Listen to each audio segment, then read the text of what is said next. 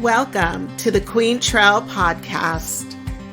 Meditation doesn't have to be sitting still and having an empty mind. The journey is such a beautiful thing because we are all on a journey. You want to make sure you have some kind of distribution plan, or at least have an idea of it, because you can make this really amazing film and it only gets seen by your family and friends. Old Hollywood is still intact. Every horse runs hard, but when they win, and they know it, they've got this little sass about them. It was pretty rough. I had to go into the water and with my med pack, swim to the beach, treat these guys, put them on my back, swim out to the helo. And I'm like, oh my God, I've never seen those before. And I said, what are those? And before I could even finish the sentence, she said, oh my God, you didn't touch them, did you? Even if monarchs go away and we never see one again, because there never will be monarchs again if they die out, it is just a little indicator of larger threats to humanity. My dad said, so what were you guys doing in the desert? I said, we were taking nude photos. Hey everyone, welcome back. I hope you had a great week since the last time that we got together. I'm really excited because I'm on spring break. I've got another job, which I don't often talk about, but it's in education. I'm not in the classroom, but I am on break. And I am so looking forward to getting at least half of the million things that I need to do taken care of. And I mean, that's kind of part of the challenge of having a break. You know that there are things that you want to do, and then you know that there are things that you have to do. And you don't want to get to the end of the week and realize that you still have piles of personal obligations that you need to handle.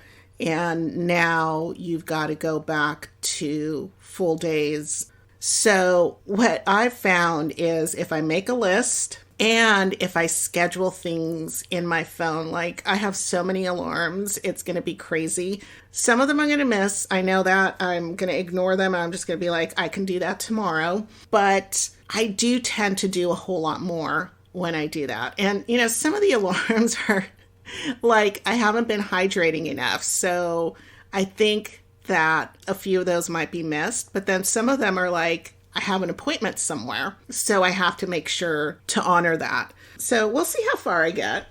But, you know, I'm often reluctant to tell people that I'm on break because I realize that most jobs don't have what seems like a luxury, right?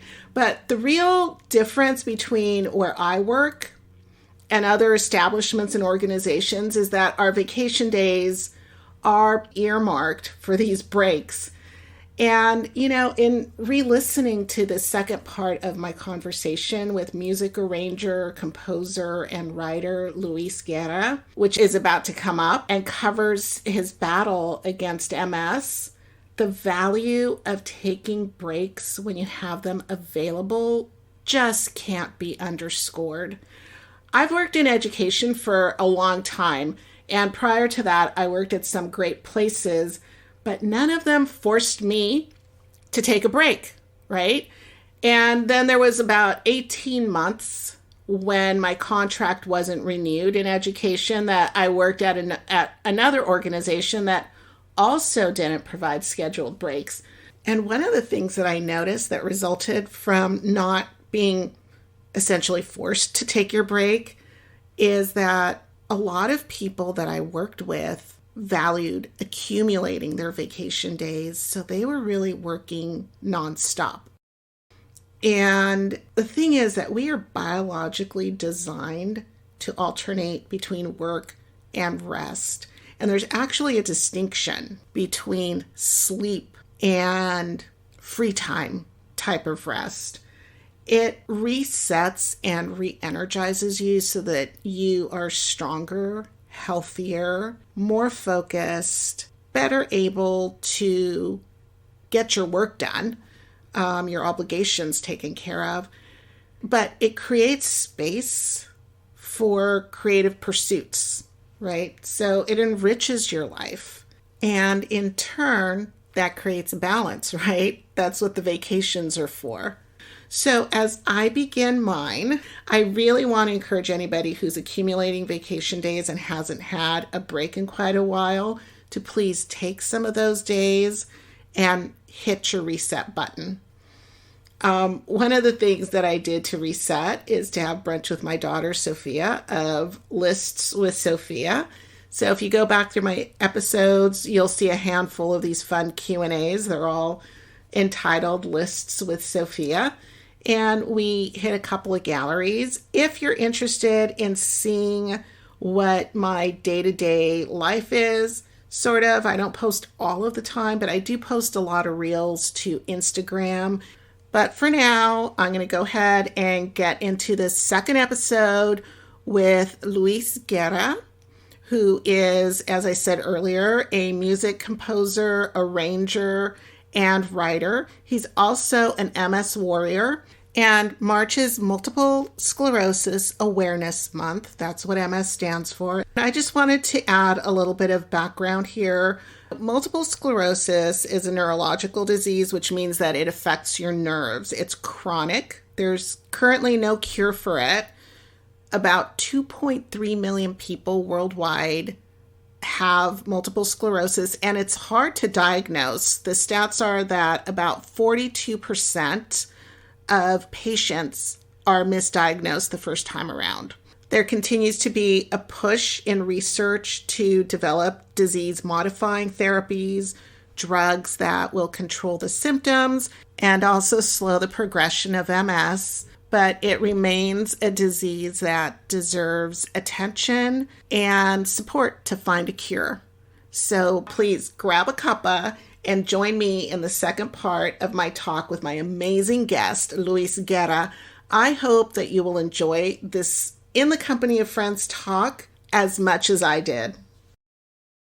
I want to just mention your music can be heard on 18.5, which is a comedy thriller about those infamous 18.5-minute gap in the Nixon Watergate scandal.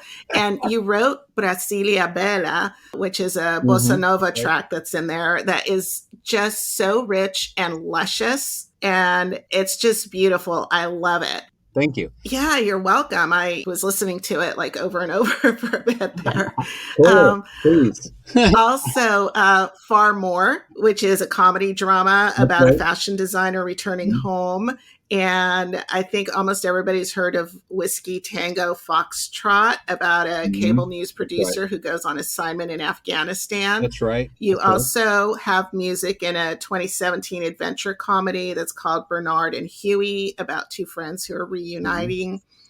And one of the things that really made me smile was that you did the music for Malcolm Gladwell's podcast series, Revisionist History. Right. He's one of my favorite authors. Outliers, I think, is one of the best books I've ever read. I love that book. Yeah.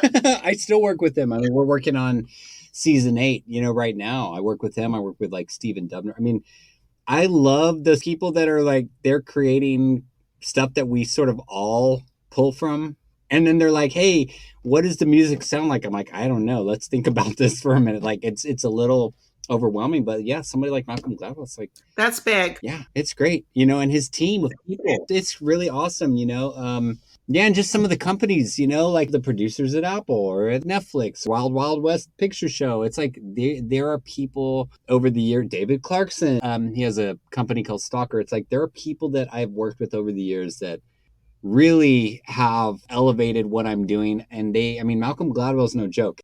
A lot of people are listening to his podcast. I mean, millions and millions, right? So, and same with Freakonomics Radio and like No Stupid Questions. It's millions of people. And so it's like you start to realize you're creating the soundtrack for sort of what we all are, in a way, we are all trying to sort of digest and make sense of this world. And I really feel lucky to find that. I don't know how I found that, because there are many, many composers out there to do that kind of work, that have a lot more, say, substantial credits. But regardless, it's back to our earlier discussion, intention, creativity.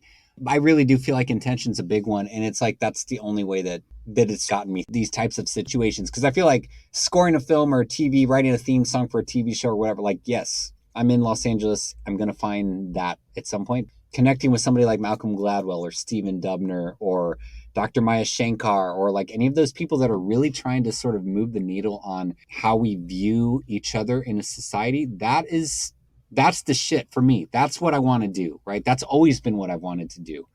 And whether it was music or not, it's like that to me is what's the important work. Like more so than entertainment is, creating content that we can kind of stream on our phones and forget and escape. That's cool. Don't get me wrong. We need that. But really moving the needle on how we sort of deal with society and the world, that to me is the shit, and that's so important. I feel like it's almost like advocacy. It's just very important work, and I don't want to ever really stop doing that. And I don't even know how that happened, but like that's kind of become my jam, my bag. I don't even know. I love it. I think it's really important as well, as is, you're seeing it more important than entertainment. But I think, again, just going back to the fact that music often speaks for us when we can't speak what our feelings are. I think that it's so important that you've also toured with a lot of luminaries, like just a lot of diverse musical styles. So I'm wondering how, when you prepare for it, because I'm just going to name a few, which is like folk music with Patty Griffin, or rock with Peter Buck, or Money Mark of the Beastie Boys. And then there's jazz with Mose Allison and Kevin Hayes. Yep, right. And I have to say, thank you for introducing me to Alejandro Escovedo. I had to actually go and listen to him say his name because, again, I was falling back on my Spanish, and I want to call him Alejandro Escovedo. But, he's got this nostalgic kind of almost rockabilly genre of rock. And kind of like all country. Yeah. And I was just listening to song after song, watched a couple of his videos, and I was like, wow, this guy's really cool. So thank you for introducing me to him via your website, which is luisguerramusic.com. But how do you prepare for all of this? I don't even know. I mean, the luminary people was literally, again, it was like, you get called and you're like, okay, I got to go learn a record, or I got to learn how does the quarter note feel in, folkier music. So I go to Nashville and watch people play, and try to like get myself equipped. Or I was playing tango early on with Glover Gill, who's an incredible writer, arranger, composer, who I think he's retired now. I think his last thing he wrote, I mean, again, these are like Texas. Like I moved from San Antonio to Austin when I was 17. And that was sort of like, okay, I'm exposed to blues and Latin music, and there was some funk and whatever. Then I had friends that were bringing me out to Los Angeles to do session work, and somebody started a music house. They're like, hey, you should call Luis. He can write bossa nova and he can write jazz, and he plays all these styles, because I was a bass player. So I would get called for all of these kind of random gigs, and I sort of lucked into, I'm going to say luck. Yes, I prepared myself. I practiced for sure. But when I'd get to a session, it's like, tell me, what do you need? Like, what are you looking for? What is my job? Right. And sometimes people would know. And sometimes Peter Buck was classic. He's like, I don't know. Let's just like jam and have fun. And you're going to play with Rahim Al-Hajj was like, he's like a big oud. Like I would just find these like really weird niche people that was sort of, again, outliers. You mentioned outliers. When I read that book, it's like, that's sort of, I mean, in a way, that's really what I was identifying with the whole time. And so when I connected with somebody like Malcolm Gladwell, who is very mainstream in a sense, like we know it. I mean, he's very, very successful. He's like a celebrity. It was like, well, shit, man. It's like I found my tribe, right? And not only Malcolm, but like Mia LaBelle and Julia Barton, and now Lee Mengetsu, and like Jacob Smith and Jacob Weisberg, and like all these people that really, they are too, right? And it was something like, I think there was something about the music that I was creating that sort of resonated across the board. It was like, there's our guy on the music, let's get him involved, right? And it clicked, because I know they'd gone through many, many composers' reels, right? And so it's sort of, again, back to that, when you find the people, and that's what Patty Griffin was, that's what Alejandro, at a certain point, Alejandro, I mean, that was a very different time of my life. I was much younger. And then 9/11 happened, and I quit touring at that point. Then I started touring again. And then in my 30s, I had my daughter, and I was like, okay, I'm done touring. And then now later in my life, it's like, oh, well, shit, now I have MS. It's like, the thought of touring that just causes panic. So I'm going to stay home, which is great, because now I have like a job. I have like banker's hours. My friends make fun of me, and my LA friends that are like editors or showrunners are like, I don't know any musicians that have banker's hours except you, Luis. And I'm like, it's true, right? Like I kind of like keep so I can go home and hang out and relax. And like when I was hanging out with on the road and doing tours and doing session work, I was of a completely different mindset. And I think just having sheer ability, talent, practice, that all kind of played in. And so the preparation came from a lot of that, like better learn a recording or let's write a chart. And I would just throw whatever I could to do it. And I didn't always keep those gigs. Like, let's be clear. Like, I mean, you know, it wasn't that I would get fired per se, like, get the fuck out of here. It was more like I wouldn't get called back all the time, or I wouldn't necessarily do more recordings, or I was only the guy that, because again, you know, let's talk about, there was this sort of typecasting, like, well, he's Latino, so let's get him on the record where we're going to play boleros with Patty Griffin. Okay, cool. Mm-hmm. But, you know, as time went, it's like I developed friendships with some of those musicians from Alejandro's band or from Patty. And it's like, I still use those people as much as I can. I try to employ them as session musicians because they are really phenomenal musicians. They've become, that's all they've done in this. And I'm not trying to minimize that. That's what they've focused on for so many years, that they've truly become masters of their instrument. I'm not.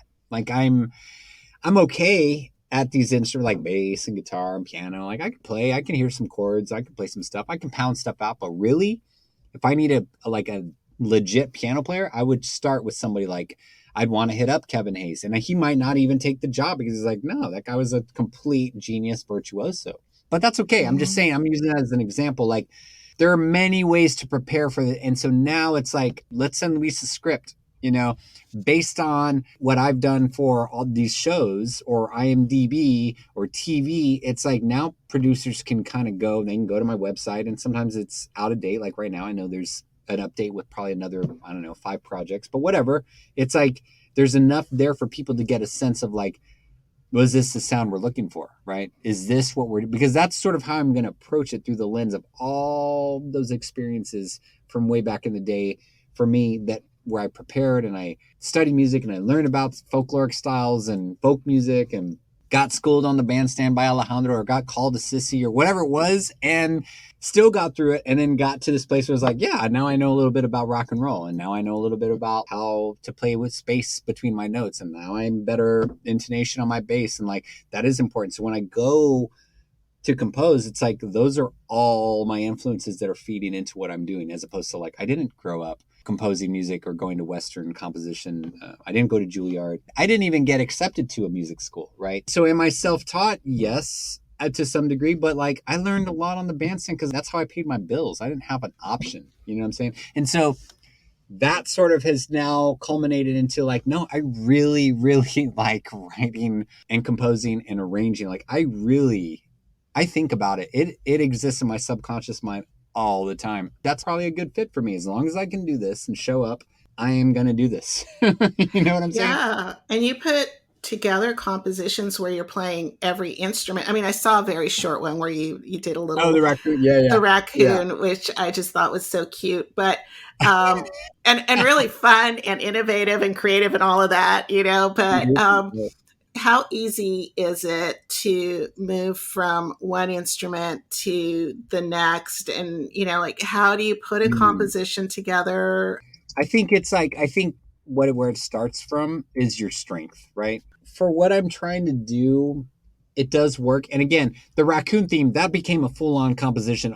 There will be another video, I imagine, but it's not necessarily just me performing. I'm sort of like the idea engine person. Like, I'm like, this is what the raccoons, and sometimes it sticks, but I'm not the best, right? And I know really great musicians, so I can go be like, okay, go cut all the percussion and make it sound like a legit cha-cha-cha. I think that's what we were doing for the raccoon. The raccoon theme is we're going to hear that later on. We'll hear some version of that later on in the year when it comes out on a show I'm working on. So there's like a whole backstory to that I can't disclose because I have an NDA. And okay, but to answer your question, it's like, my job is to try to get ideas onto paper or in my computer or whatever at my studio as quickly as possible. So it really does come down to the basic elements, right? Tempo, the rhythm. Is there rhythm? Is it going to be just completely arrhythmic, or is it going to be something that's out of tempo? Okay, so that's one. Same thing with harmony. Am I going to do something atonal? Probably not. Most likely I'm going to do something with chords because that's sort of where I come from. And I do think that harmony is a important part. And then what's the melody? Or maybe I'll work backwards. Here's my melody, right? And I've already sung it onto my old school 2012 iPhone. Well, I guess it's old school now. There's like a voice memo that has that it's got the melody. Or maybe I wrote it down on a sketch, right? I have a sketchbook that I carry around that's got like staff paper, and maybe I wrote down a melody, right? Because back to that earlier work I did with my orchestration teacher who helped me do that, right? And so there's a starting point. Now I got to fill in the harmony. Now I got the rhythm. So what is that, right? Ultimately, it's like, I don't know. What is that? Well, ask yourself, well, let's see. Is it hooks, or is it a shaker? I don't have a shaker in here. Is it a, is it a Moog? Is it a beat that I'm going to play on my MPC, or is it like a drummer, right? Or a percussionist and a bass? Is it going to be acoustic bass? Is it going to be electric bass? Is it going to be Moog? So again, it's like those elements I can cover pretty well to at least get the idea rolling. And then I can get a sketch or a demo. And sometimes that sketch becomes the final proof, right? That becomes accepted because the producers are like, we really love the raccoon theme that you came up with, Luis, and it's just like perfect for our show or whatever. And I'm like, great, because I literally thought about that for 5 minutes and was having fun, right? And it was a joke, right? It was sort of like my friend's like, had this camera and he's like, let's film you doing, and he wants to show up all the time because I'm doing shit all the time, but I can't. It's like I can't coordinate it. And so it's like, I mean, yes, come and film something, but it's literally like, what am I doing today? I'm doing something for Valentine's for a streamer. I have 3 other cues to do for another show I'm working on where I don't have a lot of time to think about all of the elements. And so it's sort of like I work from a template or templates. So a template might be like exists. I use Pro Tools a lot is my DAW. So I might have like already 25 instruments pulled up and 10 tracks where I can play. I just plug in my electric bass or a bass in the studio, and maybe my amp is already like amped up, and it is. And I can just like play some guitar chords and like, boom. Then I kind of move on to the next thing. And then I'll go back and listen to it. I'm like, I really don't like that. Okay, scratch. Let's listen to the second idea. That's pretty cool. Who is going to make that better? And who can I afford to who really will make it better that I can afford to do it and is actually going to do the job? And that's sort of my process, because a lot of times when you get into famous people and celebrities and they won't deliver, because they're too busy and they have their own career. So I'm not going to hit up Peter Buck. You know what I mean? I'm not going to hit up, well, Mose Allison is dead. He probably would do it. No one hit that guy. He was crazy. But it's just like, no, you start to build again back to the tribe, right? It's like, who are the people that really will do it? Maybe I should bring in a producer / mixer and let him or them or her get their people involved and do a different spin on the theme that I sort of mocked up based on whatever random shit that I imagined in the 5 minutes when I was thinking about, literally about, like, for example, raccoons. Like, I don't know why, and the story behind that is like, it's a funny episode and it's kind of like, I don't know. And it might work, ultimately it's going to go back to the producers, and they're going to be the ones that are cutting it in on this particular show. And like, if it doesn't work, they'll let me know, but they better have other options or I'll probably lose the job. Yeah, so, yeah. You know what I mean? So it's really like, it's like nothing is precious in my life and in my world. Like, there's always better ideas. There's always better musicians. There's always better mixers. There's always better people that can do it. But like, ultimately, it's going to come down to how quick can I get that idea? And back to meditation. If I'm meditating on like, I need a theme for a show, blah, blah, blah. What does it sound like? Da, da, da. And I have it, right? And I've memorized it or I've recorded it, on my phone or whatever.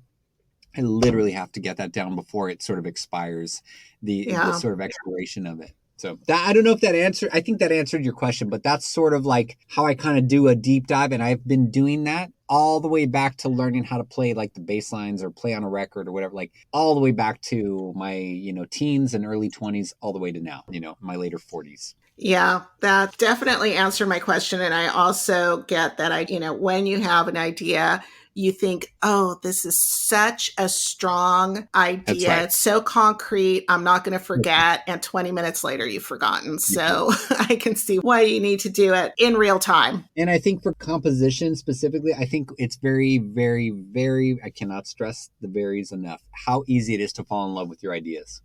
And they're not, they're just ideas. And I'm only saying that because it's like when I've sold pieces of music to somebody who's like, we would just want to own the rights and like give us, that's it. Like I can't use that idea ever again. I cannot re-record it. I've assigned the copyright and I've been handed a fat, payday.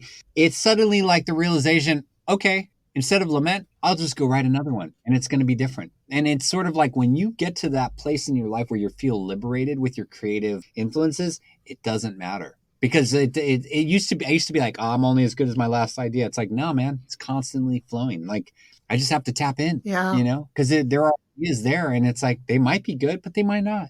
And really back to the Black Eyed Peas, it's like, until I do something at that level, I mean, yeah, that's very, very, it's very hard to pull off. So like, don't get so married to your ideas. You know what I mean? I like that. The whole concept of if you're able to think at once, you're able to think something different again. It's like this endless river, right? 100%. And these ideas don't be precious about it. You got to have fun, right? Like, okay, so I'm going to segue into MS because part of the raccoon theme video was my friend getting pissed off that somebody had hit me up. And this is a close friend of mine, who I disclosed this to, but I was like, yeah, so-and-so hit me up and they're like, oh, I heard you're really sick and that you're not doing music anymore. I was like, fuck that. Like, I mean, I got upset about that. I was like, why are they saying that? Because that becomes a rumor and that's bad, for the condition. And I want to correct that. So it's sort of like, yeah, I'm doing music, I can still play. Yes, I can still do these things just like I could a few years ago. And if maybe I'm better at it. I don't know. But I'm also trying to expose the fact that like I work in a very methodical, simple way. Like I'm not trying to be a ridiculously talented technician, right, on any of the instruments. And I want to be very clear about that because I think some people have the expectation, well, they knew me as a bass player and I could play bass. There was definitely a time, but I'm like, you want to hear a really good bass player? You should go watch my daughter. She's playing on these soundtracks now. On multiple things I've had her on. She was on 18 and a half. She just played on the a theme song for a show I just did for Stitcher. Anyway, the point is she's playing at a level that's so dialed into technical ability that I never had that it's like, no. And people are like, but that's your 15-year-old daughter. I'm like, she's playing at the level of somebody in their 20s. She's clearly beating me on the bass, right? Which I did have a career. So let's not downplay that. But yes, of course, like, is it her teacher that's, with the LA Film? No, but that guy's like $1,000 a day. And it's like, I'm not going to get him all every time I need a theme. And this is great experience for somebody and credits and she gets paid. And I feel like I'm sort of developing secondhand a potential to work in studios. She might abandon it. Cool. Great. It doesn't matter. I can't do it. And so it's identifying that, your strengths, and moving on and like finding people, that's very important to completing these themes. Because I think a lot of people feel like, yes, I do play a lot of my instrumentation. Yes, of course I do that because that's how fast I'm working. And yes, I can play. I've made it my job. I play instruments every day, pretty much all day. And so I have a certain amount of technique and facility, but when there's something that needs to be like, no, I need like a legit vibraphonist or a legit marimba player or accordionist. It's like, I'm not going to try that. That'll take me 6 months to do. You know what I mean? And so that's the beauty of living in Los Angeles, right? We can call people. They're like, oh yeah, I'll be there in, a couple hours. And what do you need me to bring? Exactly. And that's how I do it. How does MS affect your ability to work and really just like, take me through one of your days and what you're doing to just what happens.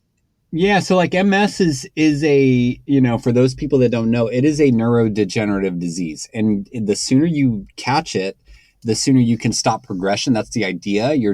But you start taking these sort of disease modifying therapies that really can alter your immune system. They can alter your moods. They can do a lot of things to your body. So I am currently on one. I'm on my second one because I was probably taking a treatment for a while that did not work. Now, going back, I probably have had this, and I'm supposing this, right? But I most likely have had this for a long time, but I didn't know that. And I was having a lot of issues but I was sort of dealing with it holistically. Yoga, some diet, a lot of exercise, not even meditation. I was just like, whatever, blowing it off. At a certain point during COVID, things took a turn for the worse, they got more severe. And it got to a point where I was like starting to like, I don't know what is up with my body. I need to go see somebody. And finally, and again, this is the healthcare system that we are in, or that I'm in, which is, I'm going to say it's great, but it's sort of broken. It's great in that like I meet with specialists that are incredible, but it is broken that it's very difficult to navigate. It's very slow. And this is like I have good insurance. Okay. So long story short, I eventually met somebody who looked at my health records, and there's neurological conditions in my family. There's been Parkinson's, there's been muscular dystrophy, which I don't know if that's totally neurological. There's lupus, there are things. So it was like, there's red flags, right? This is like 2020. I'm kind of giving them a rundown. I'm like, I'm really feeling awful. And like, this is kind of fucking me up. And like, it's starting to affect my work. And like, it's really creating a lot of questions is more at that point. It was less debilitating. There was some debilitating stuff going on. He's like, well, let's get you with a neurologist, go get a consult and let them know what you're going through. And then they're going to take it from there. And I'm like, great idea. Let's do that. That took me 6 months to get to that point, right? Or whatever, 8 months, and like really getting to a point where I'm starting to kind of panic. And I am doing my job, and nobody knows that most people don't even know that I've been dealing with this, right? So eventually I got MRIs, and the diagnosis came in, and it's like, yeah, dude, you've got multiple sclerosis, and you've got RRMS, and you have little lesions in your brain and on your spinal cord. And yeah, it can affect all kinds of things, right? From mobility to cognitive function to, we don't know about creative part, but it basically can like affect parts of your brain, right? And your spinal cord. So like that plays out. And on a bad day, for me, what I'm going through right now is I'm dealing with neuropathy, or like even more specific, like neurogenic pain, which happens intermittently. And we don't know if it is. And I say we, because now my team is like, there's 2 neurologists. There's a sort of non-traditional healer that deals with, I do like light therapy, and I do like physical therapy. And so there's that person. I go to a neuroacupuncturist in Los Angeles who's amazing. She's fantastic, and she treats people with neurological disorders. I also consult with an IHP, who's also an MD. IHP is integrative health practitioner. And right now, for whatever reason, like I caught COVID in September. I am going through the ringer with intense debilitating pain, and I'm not making that up, and I do want to share that with people, because we don't know if it's MS, but there's an assumption that it's like I've just either destroyed a nerve, like, or some nerves that's like shooting into my radial nerve predominantly on my left arm. And what happens is I'll have these pain attacks that last, let's say, roughly an hour, and it shuts everything down. You don't even get near me, because I'm very agitated. I become a different person. There is no music. There's no texting. There's no emailing. There's no conversation. Clearly right now, I'm not even going through this. I take meds for that. I take a DMT. And my friend, I am very lucky. I have a very close friend who just called me a couple of days ago. Her husband called me and was like, man, we just got a really bad diagnosis for so-and-so's MS. And that is that she's secondary progressive. I am in the earlier progression of this disease. So that means that she's confined to a wheelchair. She is sharp as a tack. That means that like for wherever these lesions have occurred on her, it's affected her mobility, but not her cognitive ability. For me, it's probably affected some, maybe a little cognition, but not so much. Like I don't feel slowed down. I don't feel impaired, but it's definitely creating disabling. I think that there's a disabling attack. It could be something else. There could be something else going on. So I'm trying to get through that. But we're literally talking about 6 months. I cannot book a trip. I'm lucky I have my studio down the street. I can walk, but I can't ride my bike anymore because I'm afraid that I'm going to get an attack. I bike around Los Angeles, and that's me. Like I'm still able to work. I'm still able to run my businesses and write and like communicate and have a relationship with my wife, who's incredible, who's also like been helping me and like caretaking. I've also become plant-based to lower inflammation. All of these things that I'm doing to try to be proactive are not working. And I want to be clear of that because I don't know if it's MS, but it's like, it's not just me. There's like 8 people involved right now, but my extended family, my friends, a couple of people in my music community, a lot of people don't even know that I deal with this. And I'm able to still hit deadlines because it's like sometimes you just don't sleep, right? And I don't know if that's MS or the drugs or what, but it's like that is my life now, and that is not going to go away. There is no cure for this. There is no change for this. All that I can do at this point is stop or slow the progression, which I think I'm doing. So far, we know about that, and it's allowing for me to continue working, but it has radically altered my life. Like the thought of going on the road right now, no way. There's no fucking way I would be caught on an airplane or on stage, because what if you have an attack? You're kneecapped, and that's me. That's just me. Like that's not other people. They're like, they can't walk or they can't move their arms, but they can have a conversation. So what I'm trying to say is like, it is a very mysterious condition. There's not that much known. There are treatments. It is, on one hand, it's very deflating, defeating, sad. But on the other hand, it's like, God, I feel so enlightened by this and so much more empathetic and compassionate toward other people. Like everybody's dealing with something, right? That's what I feel like. And I feel like my friends that are addicts, it's like I feel for them because I was probably had some sort of addiction that I was dealing with prior to this, which thank God I'm not anymore. And it's really fascinating part of life. And it's like, it absolutely fuels my music. People are like, well, some of your music's so dark and like, it's so emotional. I'm like, yeah, come live, come spend a day with me in my shoes. And you probably better understand where I'm pulling some of this from. It's not just because I'm imagining like the blues or what, like, you're living it. I had just a slight connection to what you're talking about because I did a little bit of research. I don't really know a whole lot about MS, but I know that I think those lesions are the myelin sheath. That's right. Where the damage is. Right. And the myelin sheath is what protects your nerve endings. And my ears really perk up when I hear that because I think I was about 34 years old and I had shingles, and shingles destroys your myelin sheath. And if it goes untreated, you end up with this neuropathic pain that you're talking about. So I am so sorry that you're experiencing that because I know it's incredibly incapacitating. And I was, like you said, I'm really, really lucky because I didn't get that post-traumatic neuralgia that can happen with shingles. But it almost sounds like you get ambushed by this disease. Like you don't know when it's going to You don't. Hit. So the insecurity of all of that makes you realize that you really have to focus on the moment. If I get into the future self mode, like, oh, I've got to do this and I'm going to go do that and then I'm going to travel, it just causes extreme anxiety for me because it's like I've been here and I love Los Angeles and like I could think of worse places to be. Don't get me wrong, but it's like I've been trapped here for 6 months, right? I cannot leave until I figure out what is going on with, like, what's the next chapter of all of this. It's unfortunate that people have had to like encounter me when I'm going through a situation, but that is the reality. And I'm not alone. Like there are millions of people spread out in the world. There's millions of people undiagnosed with this. And you know what? I'm going to just share this. It's like when my neurologist told me, well, the good news is, I was like, holy fuck. I'm sorry. I curse a lot, but it's like, that's okay. Are you kidding me? She's like, yeah, you don't have a tumor. We don't see any signs of you're going to have a stroke or blockage, and you don't have ALS. I'm like, oh God, but what do I do have? She's like, well, you have MS, but don't worry. I'm like, what does that mean? I didn't even know I was like, what does that mean? What does that fucking mean? And the mystery of it and where it is at and being sort of subjected to healthcare.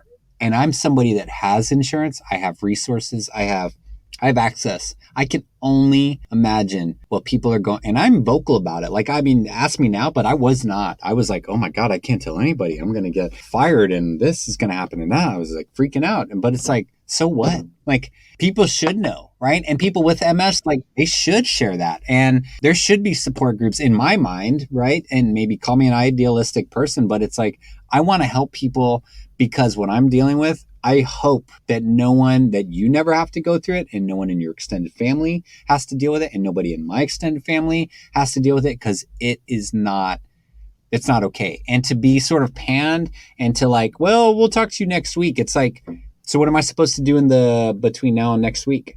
You know what I'm saying? Like, you still have to get through the next No. 6 days. And like, the clock doesn't stop. The world doesn't stop turning. And I want to be really clear. Like, I know very talented people with MS or lupus or really bad degenerative, painful disorder or conditions.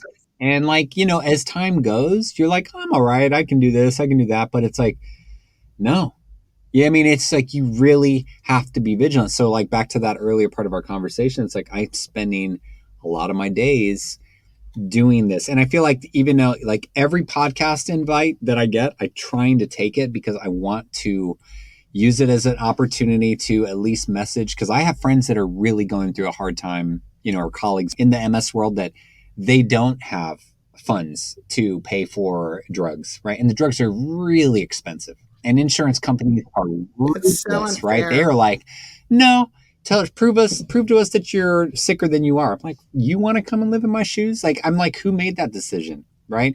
And it's hard to not get upset about this because this is just one condition. And people are like, MS, whatever, you can live with it. You'll be all right. And it's like, I don't know. Will I? You know, it's like, tell that to my friend who's like, she's confined to a wheelchair and she's in her early 50s, right? Tell her.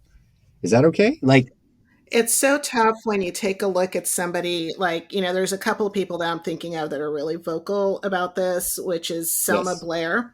I'm a huge Hellboy fan, Yep. and I love what she's doing. It's so hard to watch, Yep. but she's just such a survivor and just such a strong person and really trying to educate everybody about MS. And then also Christina Applegate. And I am incredibly grateful to you that you're talking about this because I think a lot of people don't understand it. They don't perhaps realize, you know, like I said, I didn't know a lot about MS, the insurance aspect or being able to pay for the drugs that you need in order to slow down the progress or to treat this terrible pain that you're talking about. That's a huge issue. Huge issue, right? And all I can say is that like the good news is like I'm not alone in this fight, and it sort of hit me later in life, so I'm kind of, I guess I'm luckier. I mean, at least it was diagnosed later in life. I've probably had it for many years just based on the softer symptoms of it, but I mean, I'm going to do my part because and I'm not mincing words, it will fuck you up, and I'm not mincing words, and I'm living it. I am extremely, extremely lucky because I can feel my hands, I can talk to you, I can see still, I can hear, I can do music. Like, I feel very, very lucky, but I had to make some radical changes. And I don't think everybody realizes the power of like an anti-inflammatory diet and the power of meditation and the power of mind control and, you know, trying to control your mind, the power of yoga, the power of music, right? I can make binaural sound in my studio. Like, I have that luxury, but I want to make a soundtrack that is, I just need time, you know, I need time, but I want to make a soundtrack that sounds like what I'm experiencing because it is really intense. And I'm not, it's intense to the point where a lot of people are like, you're just too emotional and blah, blah, blah. And it's like, well, no, maybe you have a high threshold for pain, you know, like good for you, or you have a high threshold for these things, but not all of us do. And I applaud anyone who is willing to, Christina Applegate being one, just like stop working on her show. Like, yeah, I'm sure, you know, she's successful and she can like retire and whatever, but it's like literally she cannot physically deal with the demands of producing a show that was a really good show, right? And she had to pull herself out of the game, right? And she's young. It's like my friend, she's young, and like I'm pretty damn young. So where am I at in 4 years, 5 years? That's my concern, and that's why I'm so vigilant about everything that we've discussed, because I don't know where this goes from here. And I'm not going to go into future minder. That's going to just stress me out. So luckily today, it's awesome. There's been 0 attacks, but I had 4 in the last 2 days, and it literally kneecapped me. And it's like, I still have deadlines, and that's fine because I can still do it. But I want to be clear that this is like not going away for us, people that have this condition, and we all want to like be creative and do our jobs, but that doesn't necessarily mean you get to do it. And so like, I got to be all right with that. If it changes, then all right, well, I don't know. I don't know. I don't even know what comes next, but here we are, you know, and at least we're talking about it. Yeah, I just think it's impressive and heroic that you're able to work around these limitations and bring this kind of attention to a very limiting disorder. I'm sorry that you're going through this. I appreciate you being willing to have me talk about it, and I'm very grateful for the opportunity to speak about it. And really, I want to leave it on a positive note, and that is the little bit of research and the people that I'm kind of following around this subject really do feel like that we are very close to a breakthrough to reducing or to finding a cure for MS. But that does not reverse the damage done. And that's the unfortunate part about this, because you're right. It's like the myelin sheaths are like, once they go, there's nobody is like regenerating them, right? I mean, we're not yet. So I really do feel like in the next 5 to 10 years, we're going to find something. There'll be a cure, or there'll be something where it's like, you're just managing it. Like you just make sure you take your meds, whatever it is. But until we get to that point, we're not there yet. And there's a lot of risk around some of these drugs, from being immunocompromised to more damage, to more neurological damage, to other issues, mood disorders and whatnot. And so I think we'll proceed lightly, or cautiously, not lightly. We'll proceed cautiously, but luckily there are some really, really incredible minds trying to solve this problem. And it's kind of a beautiful community, I gotta say. Like, I mean, just some of the people I've met through this, I'm just so inspired by what they're doing. They go before Congress, they're like, I don't have money for my drugs. You need to change something. It's like, how are you going to deny those people that, and talk about like strong people. It's pretty rad, I got to say. So, I mean, it's just part of the tribe, but yeah, until we meet again, who knows where it goes. But like I said, I just don't want to go there. And luckily I can still write music right now. I'm going to like that. Keep me in the game as long as possible. Yeah. Let's go. Definitely. I'm so glad that you're able to do that.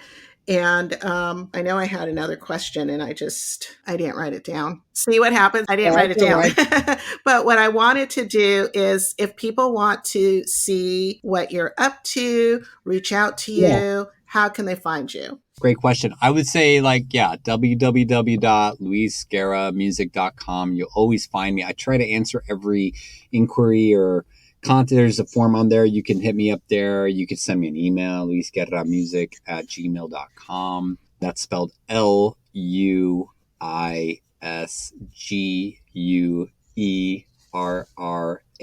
music@gmail.com. I'm pretty reachable. That's like a really good way you could follow me. I don't post a lot on social media. I'm trying to, and my friend is like, I gotta start helping you. But you can follow me on Instagram.